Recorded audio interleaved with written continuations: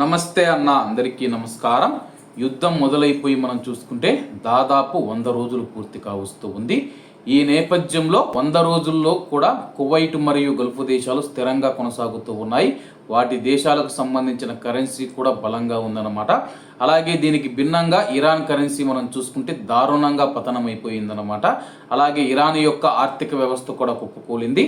100 రోజుల యుద్ధం తర్వాత కూడా మనం చూసుకుంటే కువైట్ మరియు గల్ఫ్ దేశాలు గట్టిగా నిలబడ్డాయి. ఇరాన్ అమెరికా యుద్ధం 100వ రోజుకు చేరువవుతూ ఉన్న నేపథ్యంలో ప్రపంచ మార్కెట్లను కుదిపేసి మిడిల్ ఈస్టులో విస్తృత ఘర్షణ భయాలను పెంచిన ఇది ఒక విషాదకరమైన మైలురాయిగా నిలిచింది. ఏప్రిల్ నుంచి కాల్పుల విరమణ చాలా వరకు కొనసాగుతూ ఉన్నప్పటికీ ఒమన్ గల్ఫ్లోని కొత్త ఉద్రిక్తతలు మరియు అమెరికా ఇరాన్ మధ్య నిలిచిపోయిన చర్చల అనిశ్చితిని సృష్టిస్తూ ఉన్నాయి. అయినప్పటికీ ఈ గందరగోళం మధ్య గల్ఫ్ దేశాలు అద్భుతమైన తీరును ప్రదర్శించాయి. నౌక రవాణా మార్గాలకు అంతరాయాలు మరియు పెరిగిన భద్రతాపరమైన ఆందోళనలు ఉన్నప్పటికీ జీసీసీ దేశాలు స్థిరత్వాన్ని కాపాడుకున్నాయి. కీలకమైన మౌలిక సదుపాయాలను రక్షించుకున్నాయి. వాణిజ్యం, ఇంధన సరఫరాలో నిరంతర ప్రవాహాన్ని కొనసాగించాయి. సముద్ర భద్రత పైన, ముఖ్యంగా హార్ముజ్ జలసంధి చుట్టూ ఉన్న ఆందోళనను కువైట్ మరియు గల్ఫ్ ప్రపంచం దృష్టికి కేంద్రంగా నిలిపాయి.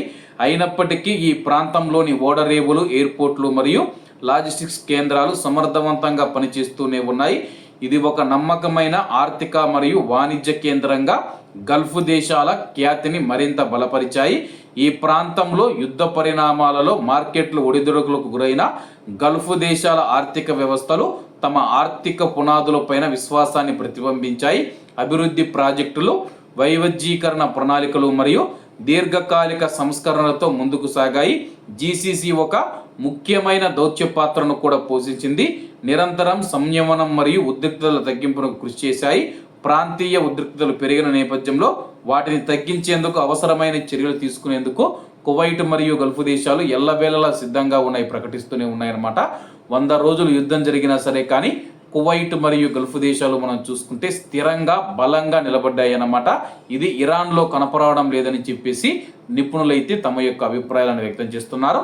కాబట్టి అందరూ బాగుండాలి, అందులో మనం ఉండాలి. అందరికీ నమస్తే అన్న, జై హింద్.